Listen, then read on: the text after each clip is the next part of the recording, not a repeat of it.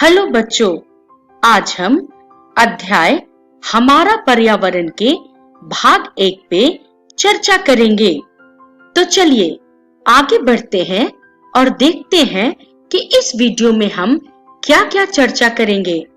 तो बच्चों, इस वीडियो में हम पर्यावरण के परिचय पे, पर्यावरण के घटक पे और प्राकृतिक पर्यावरण पे चर्चा करेंगे। तो चलिए आगे बढ़ते हैं और शुरुआत करते हैं हम पर्यावरण के परिचय से। लेकिन उससे पहले मैं आपसे कुछ पूछना चाहती हूँ। बच्चों, आप गर्मी की छुट्टी में अपने अपने नानी के घर या किसी रिश्तेदार के घर जरूर जाते होंगे। जब वहां पे जाते हो आप, अर्थात 1 साल के अंतराल के बाद या 2 साल के अंतराल के बाद, तो क्या आपको वहां पे कुछ परिवर्तन दिखता है? जी हाँ, आपको वहां के पर्यावरण अर्थात एनवायरनमेंट, अर्थात जहां आपके रिश्तेदार रहते हैं, उसके चारों तरफ कुछ न कुछ परिवर्तन जरूर दिखता होगा। जैसे अगर वहां पे कोई पेड़ था तो वह पेड़ नहीं है, या वो पेड़ बहुत बड़ा हो गया है, वहां पे नए नल लग गए हैं, या वहां पे कोई नया शौचालय बन गया है, इत्यादि। तो बच्चों, ये सब क्या है जो परिवर्तन आप देखते हो, और जिस जगह पे ये परिवर्तन दिखता है उसे हम पर्यावरण कहते हैं। अर्थात वे सारी वस्तुएं जो हमारे चारों तरफ दिखती है, चाहे वो जीवित हो या अजीवित, ये दोनों ही पर्यावरण के अंतर्गत आते हैं। तो बच्चों, बात करें अगर हम पर्यावरण के परिभाषा से, तो किसी भी प्राणी के चारों ओर पाए जाने वाले वस्तुएं, स्थान, प्रकृति आदि जो हमारे दैनिक जीवन में किसी न किसी रूप में हमें प्रभावित करते हैं, उसे हम पर्यावरण कहते हैं। जैसे कि पेड़ पौधे, प्राणी इत्यादि। तो बच्चों, चलिए अब हम बात करते हैं कि ये जो पर्यावरण है वो 2 चीजों की मिश्रण है। अर्थात पर्यावरण जो है प्राकृतिक एवं मानव निर्मित परिघटनाओं का मिश्रण है। कहने का अर्थ है कि पर्यावरण में जो है वो प्राकृतिक चीजें, जैसे कि आपके पहाड़, मैदान, या फिर आप पठार कह ले या नदी कह ले, वो तो आते ही आते हैं। उनके अलावा मानव निर्मित चीज जैसे कि सड़क, खेल का मैदान, स्कूल का भवन, मेज, कुर्सी, ये सारी चीजें आती हैं। तो बच्चों, हम कह सकते हैं कि ये जो पर्यावरण है वो प्राकृतिक एवं मानव निर्मित दोनों चीजों का जो है मिश्रण है। चलिए अब हम आगे बढ़ते हैं और अब हम चर्चा करेंगे पर्यावरण के घटक पे। बच्चों, पर्यावरण के मुख्यतः 2 घटक होते हैं। पहला प्राकृतिक पर्यावरण और दूसरा मानवीय पर्यावरण। अगर हम बात करें प्राकृतिक पर्यावरण की, तो इसके भी 2 प्रकार हैं। पहला जैव और दूसरा अजैव। जैव में आपका जीव मंडल आता है और वहीं अजैव में आपके तीनों मंडल, स्थल मंडल, जल मंडल और वायुमंडल आते हैं। और पर्यावरण के जो दूसरी घटक है मानवीय पर्यावरण, वो भी 2 प्रकार की होती हैं।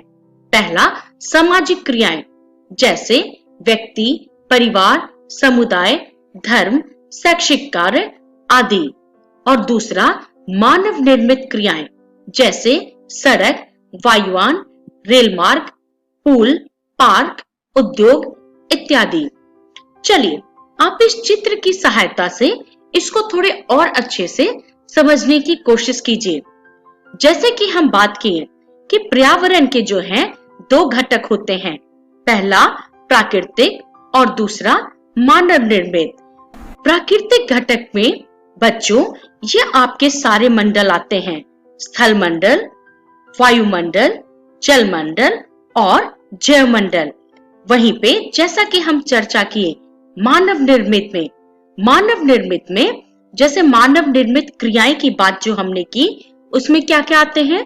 इमारतें, पार्क, पुल, सड़क, स्मारक इत्यादि। और हम जब बात करते हैं मानव के सामाजिक क्रियाओं की, तो उसमें आता है परिवार, समुदाय, धर्म, शैक्षिक। तो बच्चों, ये जो सारे हैं, ये सारे जो हैं पर्यावरण के घटक हैं। तो चलिए अब हम आगे बढ़ते हैं और अब हम चर्चा करेंगे प्राकृतिक पर्यावरण पे। बच्चों, प्राकृतिक पर्यावरण जैव और अजैव दो प्रकार के प्रमुख तत्वों का दृश्य और अदृश्य समूह है, अर्थात ये दिख भी सकता है और नहीं भी। बच्चों, भूमि, जल, वायु, पेड़ पौधे एवं जीव जंतु, ये सभी मिला के जो है एक प्राकृतिक पर्यावरण का निर्माण करते हैं। बच्चों, प्राकृतिक पर्यावरण को हम भौतिक पर्यावरण भी कहते हैं। जैसा कि हम पहले चर्चा कर चुके हैं कि प्राकृतिक पर्यावरण में जैव और अजैव दो प्रकार के प्रमुख तत्व होते हैं।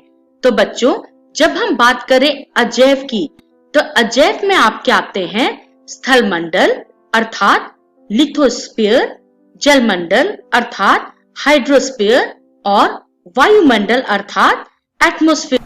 और बच्चों, जब हम बात करें जैव तत्व की, तो उसमें आपके आ जाते हैं भूमि, जल, पेड़ पौधे, जीव जंतु इत्यादि। तो जो प्राकृतिक पर्यावरण है वो जैव और अजैव इन दोनों तत्वों का जो है समूह माना जाता है। चलिए अब हम आगे बढ़ते हैं। आगे बढ़ते हुए हम अपनी चर्चा प्राकृतिक पर्यावरण को जारी रखते हैं। बच्चों, अब हम चर्चा करेंगे स्थल मंडल पे।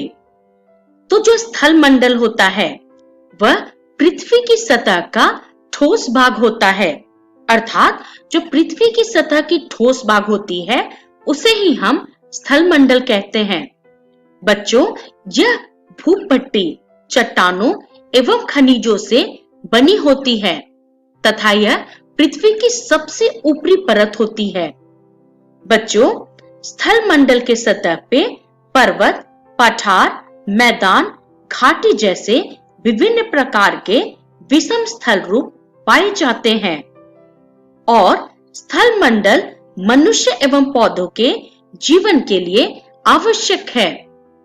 चलिए अब हम आगे बढ़ते हैं और अपनी चर्चा प्राकृतिक पर्यावरण को जारी रखते हैं। अब हम चर्चा करेंगे जल मंडल पे। बच्चों, विभिन्न अवस्थाओं में जैसे कि ठोस, द्रव और गैस, इन अवस्थाओं में पृथ्वी पर उपस्थित जल का संपूर्ण क्षेत्र जो है जल मंडल कहलाता है। बच्चों, जल मंडल के अंतर्गत महासागर, नदी, झील, तालाब, भूमिगत जल तथा हिमनद और वायुमंडल में उपस्थित जल वाष्प ये सभी आते हैं। बच्चों, आपकी जानकारी के लिए ये बता दें कि जो पृथ्वी पे पहले जीव की उत्पत्ति हुई थी वो माना जाता है कि जल में ही हुई थी। बच्चों, पृथ्वी की सतह का 71% से अधिक हिस्सा पानी से ढका हुआ है, लेकिन पृथ्वी पे उपलब्ध पानी का 97% भाग जो है खारे पानी के रूप में सागरों और महासागरों में है। अगर मैं आपको ये बताऊं कि 100% में से सिर्फ 1% भाग ही मानव के इस्तेमाल में अर्थात यूज में आ पाता है और इसीलिए बच्चों हमेशा पृथ्वी पे पानी की जो है दिक्कत रहती है या कहें तो कमी रहती है। चलिए अब हम आगे बढ़ते हैं। आगे बढ़ते हुए हम अपनी चर्चा प्राकृतिक पर्यावरण पे जारी रखते हैं और अब हम चर्चा करेंगे वायुमंडल पे।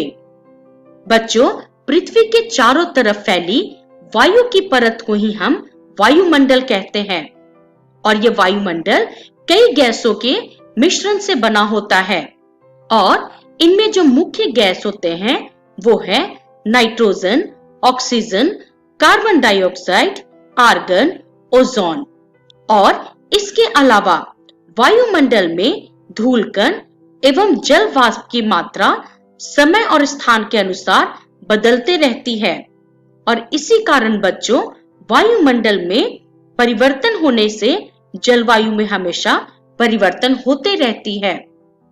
बच्चों, आप इस चार्ट में वायुमंडल में स्थित गैसों की प्रतिशत को देख सकते हैं। चलिए अब हम आगे बढ़ते हैं और अपनी चर्चा प्राकृतिक पर्यावरण को जारी रखते हैं। बच्चों, अब हम चर्चा करेंगे जलमंडल पे। तो बच्चों, स्थल मंडल, जल मंडल और वायुमंडल के बीच एक सीमित भाग होता है, उसे ही हम जैवमंडल या बायोस्फीयर कहते हैं। बच्चों, जैवमंडल या बायोस्फीयर ही वो जगह है जहां की जीवन मौजूद होती है। बच्चों, जीवमंडल के जीवों को मोटे तौर पे हम दो समूहों में बांटते हैं। पहला जंतु जगत अर्थात एनिमल किंगडम और दूसरा पादप जगत अर्थात प्लांट किंगडम। तो चलिए अब हम आगे बढ़ते हैं और अब हम चर्चा करेंगे कि इस वीडियो में हमने क्या क्या सीखा। तो बच्चों, इस वीडियो में हमने पर्यावरण के परिचय पे चर्चा की। उसके अलावा हमने पर्यावरण के घटक और प्राकृतिक पर्यावरण पे भी चर्चा किए। बच्चों, इसका रेफरेंस है भूगोल कक्षा 7 की पाठ्य पुस्तक। और अगली वीडियो में हम चर्चा करेंगे पारितंत्र पे, मानवीय पर्यावरण पे, पर्यावरण के प्रदूषण पे और प्रदूषण के कारण जिसमें वायु, जल और भूमि प्रदूषण पे चर्चा करेंगे। तो बच्चों, आज का टॉपिक यहीं पे समाप्त होता है। धन्यवाद।